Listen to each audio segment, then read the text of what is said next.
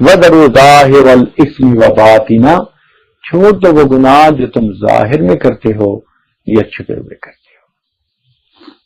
گناہوں سے توبہ کرنا اللہ رب العزت کو بہت پسند ہے، اتنا پسند کہ حدیث پاک میں فرمایا گیا التائب حبیب اللہ، توبہ کرنے والا اللہ کا دوست ہوتا ہے۔ یعنی جو بندہ گناہوں سے سچی توبہ کر لیتا ہے، پروردگار عالم اس بندے کو اپنے دوستوں میں شامل فرما لیتے ہیں، اپنے دوستوں میں شامل فرما لیتے ہیں۔ اور اللہ تعالیٰ نے توبہ کا دروازہ ہر وقت کھلا رکھا ہے، اس لیے کھلا رکھا کہ معلوم نہیں میرا کون سا بندہ کس وقت توبہ کرے، ایسا نہ ہو اس کی توبہ کی قبولیت میں دیر ہو جائے۔ ہر وقت توبہ، ہاں جب انسان کا سانس اکھڑتا ہے نا موت کے وقت، یہ گھنگرو بجتا ہے، اس وقت پھر توبہ کا دروازہ بند ہو جاتا ہے، اس سے پہلے مہلت ہے۔ جتنے مرضی گناہ ہو کسی کے پاس، حتیٰ کہ ایک بندہ پیدا ہوا اس نے ہوش سنبھالا اور گناہ کرنے شروع کیے، ساری زندگی گناہ کرتا رہا، پھر ہی اس کے گناہ تھوڑے ہیں، اللہ رب العزت کی رحمت زیادہ ہے، اگر وہ توبہ کرے گا اللہ تعالیٰ اس کی توبہ کو قبول فرمائے۔ اور اللہ تعالیٰ کی عادت کوئی نہیں ہے کہ تمہارے 5 چانس ہیں، تمہارے 10 چانس ہیں، تمہارے 100 چانس ہیں، گنتی کوئی نہیں۔ ایک بندے نے جتنی مرضی گناہ کیے، اگر وہ ڈیسائیڈ کر لیتا ہے کہ اب میں نے توبہ کرنی ہے، اللہ تعالیٰ کے ہاں اس کو آر نہیں دلائی جاتی، کوئی ایج لمٹ بھی نہیں ہے۔ اچھا 65 سال گناہ کرتے رہے، اب بڈھے ہو کے آیا، 90 سال گناہ کرتے رہے، اب کمر دوری ہو گئی، آنکھ سے دیکھا نہیں جاتا، پاؤں سے چلا نہیں جاتا، اب تو نہیں یاد آئی میری عبادت، اب آیا توبہ کرنے؟ نہیں، 90 سال کا بوڑھا جو گھر میں وقت گزارتا ہے تو کوئی اس کی بات ہی نہیں سنتا، جو کھانستا رہتا ہے تو بچے کہتے ہیں کہ ابو آپ کو کیا ہے، ہر وقت کھانستے رہتے ہیں۔ 2 بندوں میں بیٹھنا اس کے لیے مشکل ہوتا ہے، جو دنیا کی محفلوں کے قابل نہ رہا، اگر وہ بھی اللہ کے حضور چل کے آتا ہے تو پروردگار نہیں فرماتے کہ 100 چوہے کھا کے بلی حج کو چل لی، نہیں، اللہ کے ہاں دستور یہ ہے اپنی موت سے پہلے جو میرے گھر کی طرف چل کے آئے گا میں پروردگار اس کی توبہ کو قبول کر لوں گا۔ کوئی گناہوں کی لمٹ نہیں ہے، تم نے اتنے کیے، تم نے اتنے کیے، تم نے اتنے کیے، نہیں، جتنے بھی گناہ کیے پروردگار یاد نہیں دلاتے۔ لوگوں کا تو یہ ہوتا ہے نا کہ کسی بندے سے ناراضگی ہے، سلو کرنے جاؤ تو آگے سے سب باتیں یاد دلائے گا، دیکھ میں نے یہ تیرے ساتھ بھلا کیا، یہ بھلا کیا، یہ بھلا کیا۔ اللہ تعالیٰ کے ہاں یہ یاد دہانی بھی ہو، بندہ آتا ہے توبہ کرتا ہے، اللہ رب العزت اس کی توبہ کو قبول فرما لیتے ہیں۔ وہ مالک کتنا قریب ہے، وہ مالک اپنے بندوں پہ کتنا مہربان ہے، بلکہ دنیا والوں سے ایک دفعہ مانگو کوئی چیز تو وہ دے دیں گے، دوسری دفعہ مانگو تو آگے سے موڈ بنائیں گے، اور تیسری دفعہ ملنا چھوڑ دیں گے، اور چوتھی دفعہ زبان سے کہہ دیں گے بھائی آپ کو مزید تعلق رکھنے کی ضرورت نہیں، ہر وقت مانگتے ہی رہتے ہیں۔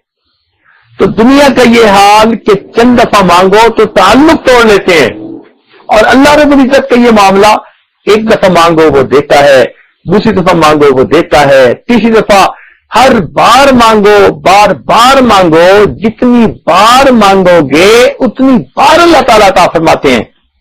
بلکہ جو بندہ ہر چیز اللہ سے مانگے، ہر حال میں اللہ سے مانگے، اللہ رب العزت اسے اپنے اولیاء میں شامل فرما لیتے ہیں۔ فرماتے ہیں یہ تو کسی اور سے مانگتا ہی نہیں، صرف مجھ ہی سے مانگتا ہے، اس لیے یہ میرے دوستوں میں شامل ہوتا ہے۔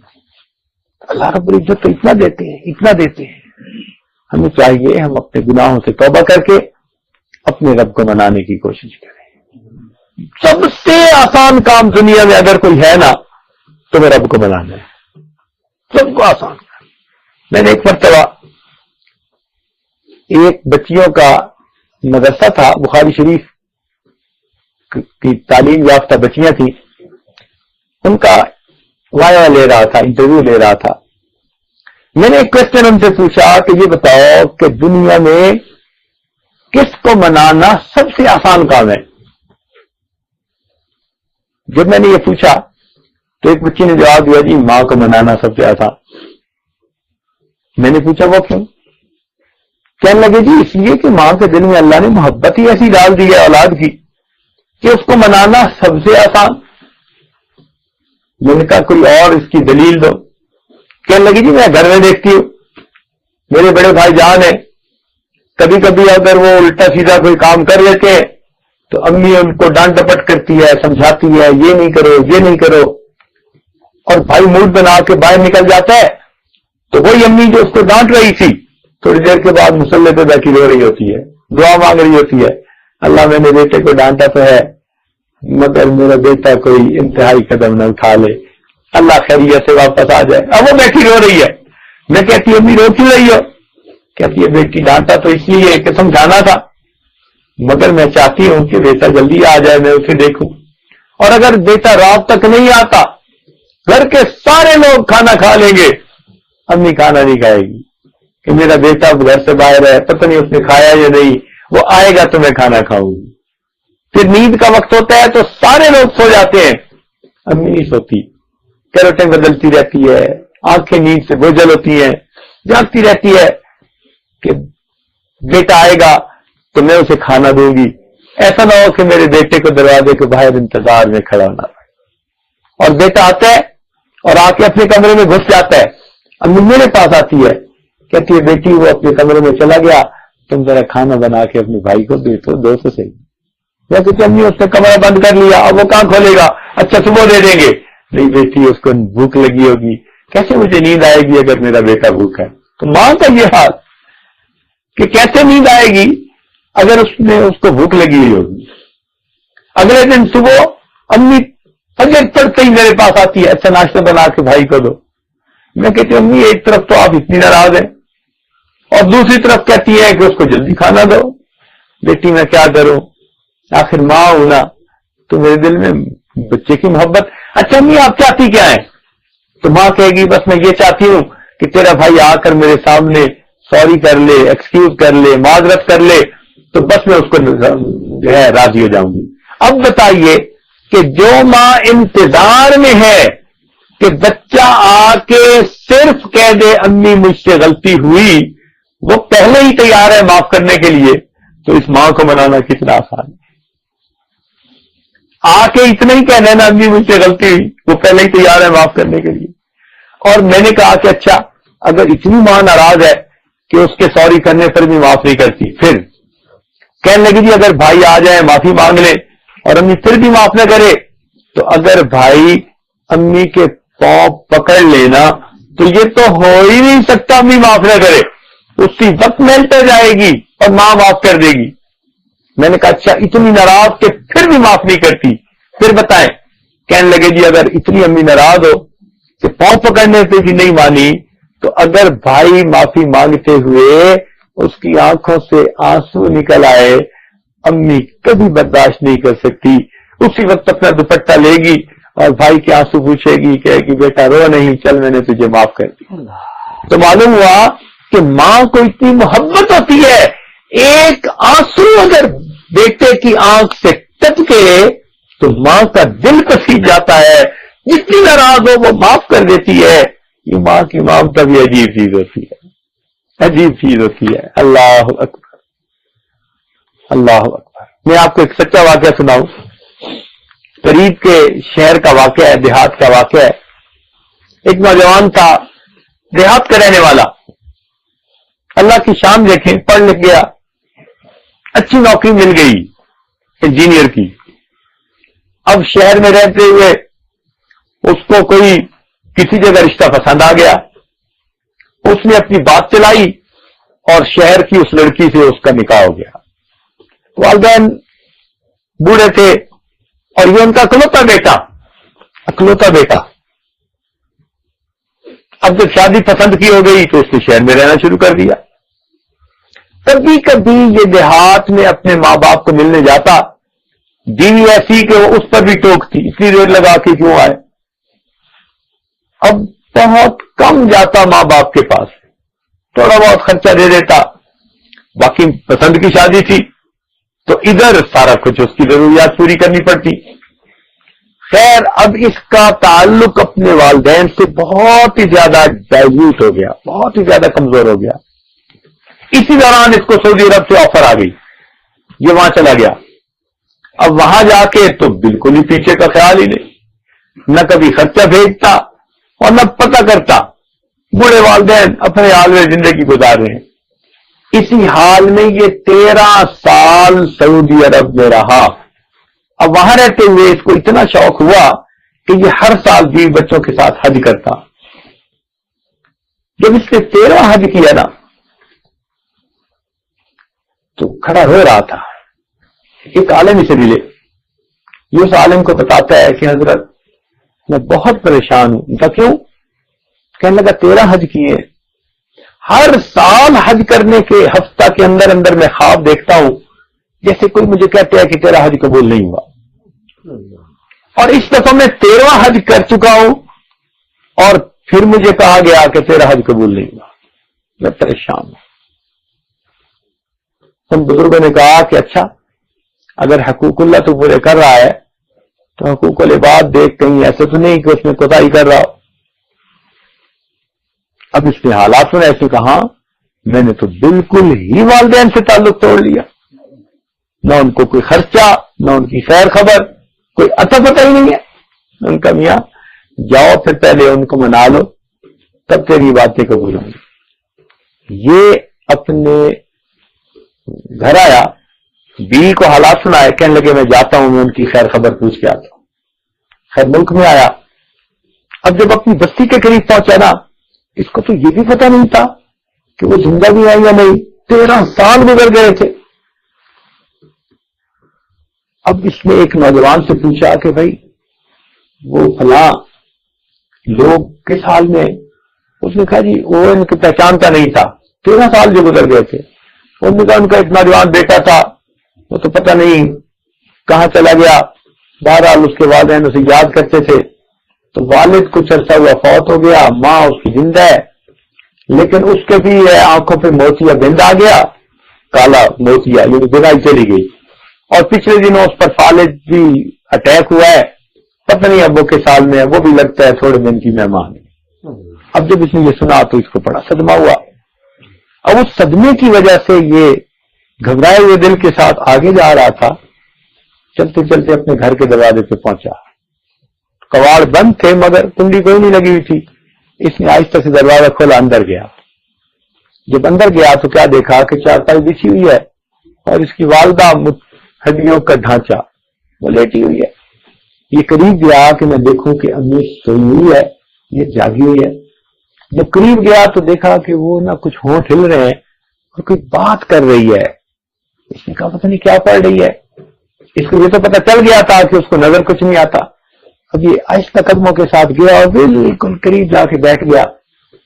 اس نے قریب جا کے سنا اس کی ماں اپنے اللہ سے دعا مانگ رہی تھی اور کہہ رہی تھی اللہ میرا خامد تو دنیا سے چلا گیا، اب ایک ہی بیٹا ہے وہ بھی مجھ سے دور ہے، میرے مالک میرے اس بیٹے کو واپس بھیج دینا تاکہ جب میں مروں تو مجھے قبر میں اتارنے والا کوئی تو میرا محرم ہو۔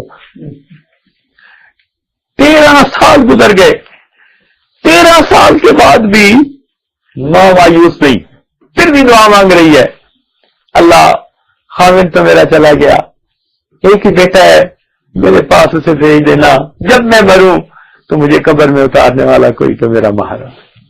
جب اس نے یہ سنا تو کہنے لگا اماں میں آپ کا بیٹا آ گیا ہوں۔ تو ماں نے حیران ہو کر بیٹی تم آ گئے ہو؟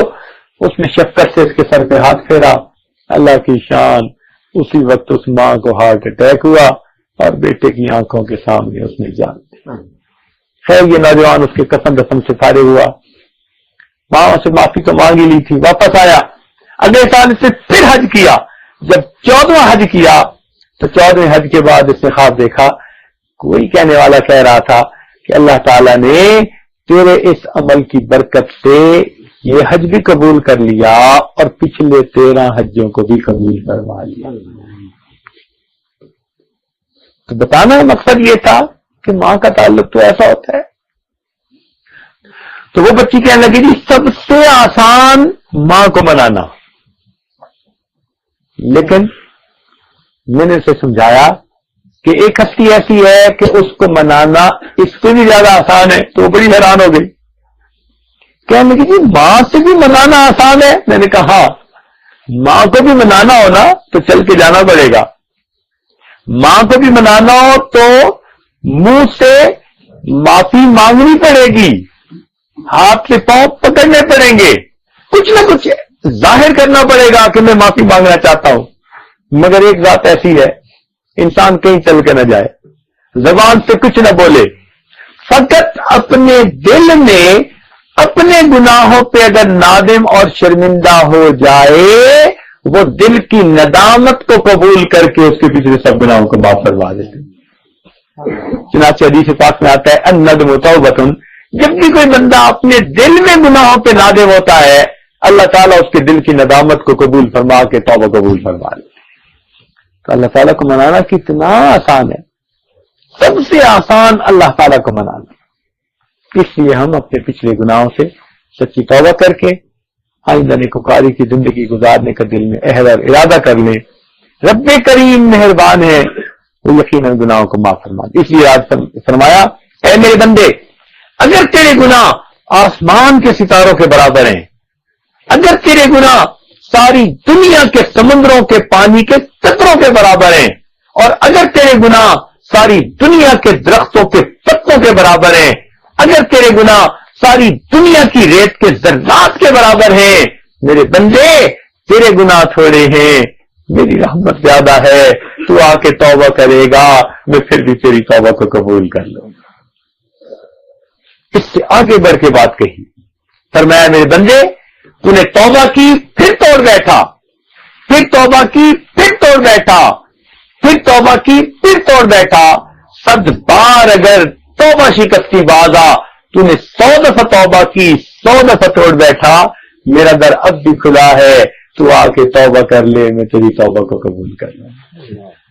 تو میرے دوستو، اگر اللہ تعالیٰ توبہ قبول کرتے ہوئے نہیں تھکتے تو ہم توبہ کرتے ہوئے کیوں تھک جاتے ہیں؟ جب وہ پروردگار توبہ قبول کرتے نہیں تھکتا، ہم توبہ کرتے ہوئے کیوں تھک جاتے ہیں؟ ہمیں بھی چاہیے ہم اپنے گناہوں سے سچی توبہ کر کے آئینہ نیکوکاری پرہیزگاری کی زندگی گزارنے کا ارادہ کریں، تاکہ رب کریم ہم سے راضی ہو جائیں، دنیا آخرت کی ہماری زندگی سنور جائے. وآخر دعوانا ان الحمد للہ رب العالمین.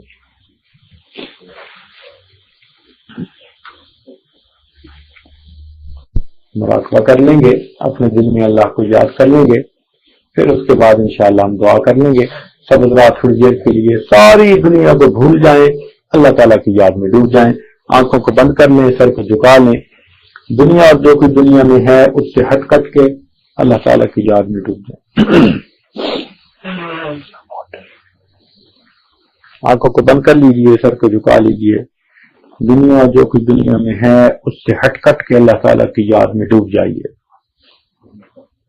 انسان جب اپنے اندر جھانکتا ہے اسے اپنی اصل تصویر نظر آتی ہے. اپنے من کے دریچے کو کھولیے، اپنی اصل تصویر کو دیکھیے.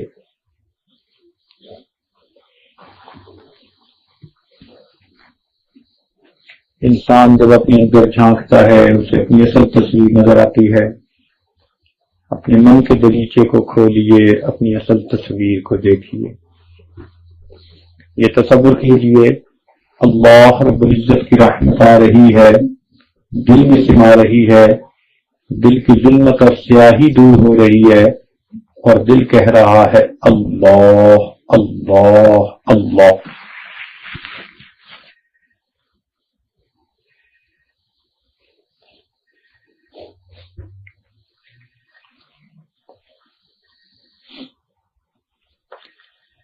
Wash all the guilt away and change my dead heart. Make me alive again, give me a fresh start. Wash all the guilt away and change my dead heart. Make me alive again, give me a fresh start. So change my heart, please, and wash the filth away. Don't leave me drowning here alone and astray. So change my heart, please, and wash the filth away. Don't leave me drowning here alone and astray. I spent my life running away from you, and now I have nowhere to turn except you. I spent my life running away from you, and now I have nowhere to turn except you. I turn to you and begging you to be saved. I turn to you and begging you to be saved, and chain me into an obedient slave. Wash all the filth away and chain my dead heart. Make me alive again, give me a fresh start. I have been doing all my life what I crave. Shaitan and nafs have always had me enslaved. I have been doing all my life what I crave. Shaitan and nafs have always had me enslaved. I am ashamed that I have broken your rules. Worship my nafs and you ignorant fools. But now I know the path leading me to thee. I go to you and asking you to help me. But now I know the path leading me to thee. I go to you and asking you to help me. Wash all the filth away and change my dead heart. Make me alive again, give me a fresh start. Wash all the filth away and change my dead heart. Make me alive again, give me a fresh start. I wish your name to be engraved in my heart. I wish your name to be engraved in my heart. I will be grateful to you, change this dead heart. I wish your name to be engraved in my heart. I will be grateful to you, change this dead heart. My heart is darkened, so my eyes remain dry. Hypocrisy and hubris won't let me cry. My heart is darkened, so my eyes remain dry. Hypocrisy and hubris won't let me cry. I'm at your door and begging you, let me in. I'm at your door and begging you, let me in. Don't push me back to my hopeless life of sin. I'm at your door and begging you, let me in. Don't push me back to my hopeless life of sin. So change my heart and forgive my sins this day. Don't leave me drowning here alone and astray. Wash all the filth away and change my dead heart. Make me alive again, give me a fresh start.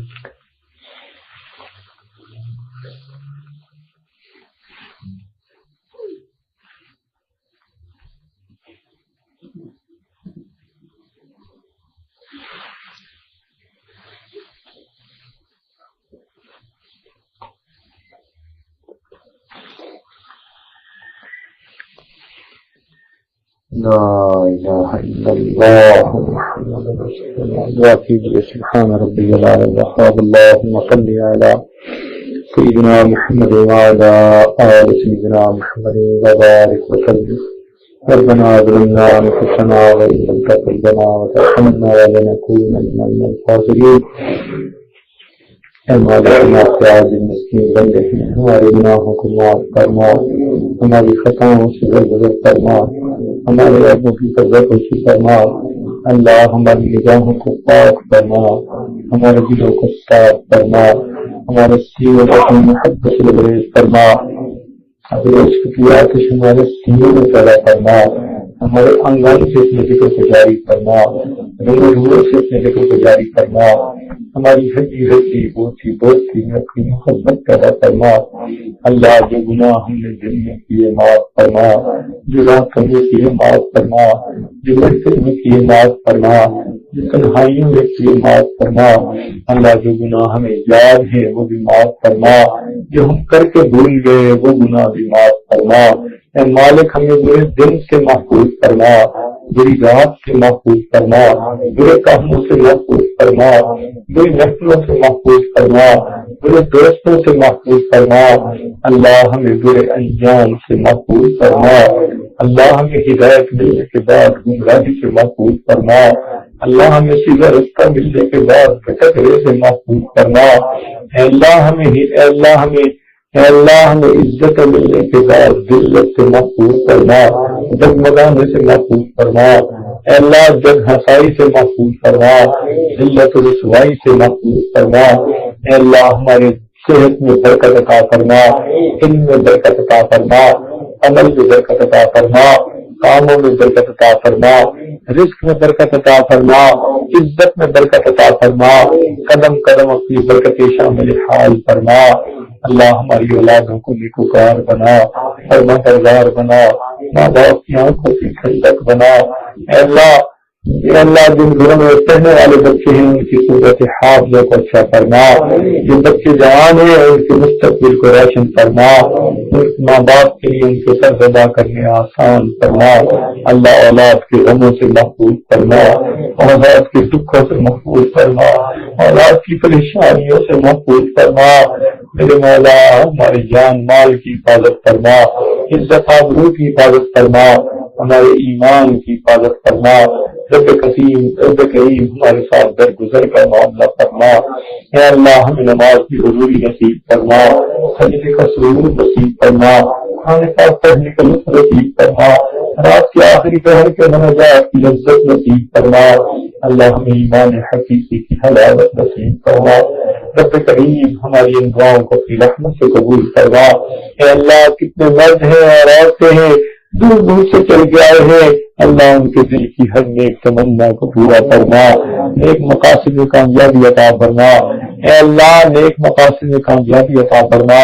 الجھے ہوئے کاموں کو اپنی رحمت سے سلجھا اور اٹکے ہوئے کاموں کا ہونا آسان فرما. رب کریم ہمارے ساتھ درگزر کا معاملہ فرما.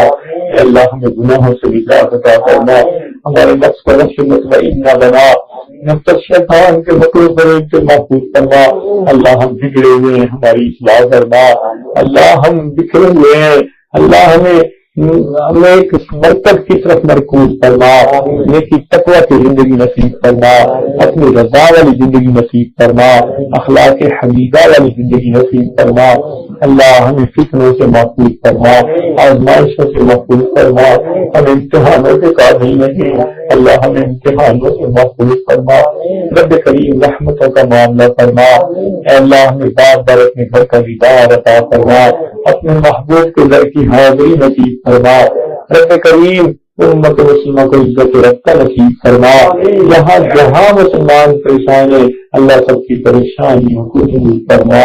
رب کریم ہماری ان دعاؤں کو اپنی رحمت سے قبول فرما۔ اے اللہ جب بندے پریشان ہوتے ہیں، اے اللہ جب بچہ پریشان ہوتا ہے ماں باپ کی طرف دوڑتا ہے، جب بندے پریشان ہوتے ہیں پروردگار کی طرف لوٹتے ہیں، دل قدروں کے دستگیر ٹوٹے دلوں کو تسلی دینے والے، خالی جھولیوں کو بھر دینے والے، اے گنہگاروں پر رحمت کی چادر ڈال دینے والے، اللہ ہمارے ساتھ رحمتوں کا معاملہ فرما۔ اے اللہ ہمارے طرف کی کرم کی نظر فرما۔ اے اللہ تیری ایک نگاہ کی بات ہے، میری زندگی کا سوال ہے، ایک رحمت کی نظر ڈال دیجیے، ہمارے گناہوں کو دھو دیجیے اور ہمیں بھی اپنے عالیہ میں شامل فرما لیجیے۔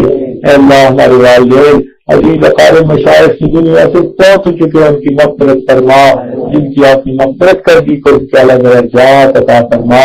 اے اللہ جن لوگوں نے ہمیں دعاؤں کے لیے پیغامات دیے، یہ جن کے ہمارے اوپر حقوق آتے ہیں، یہ جو ہم کے توقعات رکھتے ہیں، ان سب کو نیک دعاؤں میں شامل فرما اور قیامت کے دن ان کے حقوق سے وہ سبق دوش فرما۔ اے اللہ یہاں جتنے بھی احباب موجود ہیں، یہ دور مستورات تک آواز جا رہی ہے، اللہ سب کی دلی نیک تمناؤں کو پورا فرما۔ ربنا تقبل منا انک انت السمیع العلیم تب علینا انک انت التواب الرحیم۔ صلی اللہ تعالی علی حبیبہ سیدنا محمد وآلہ واصحابہ اجمعین برحمتک یا ارحم الراحمین۔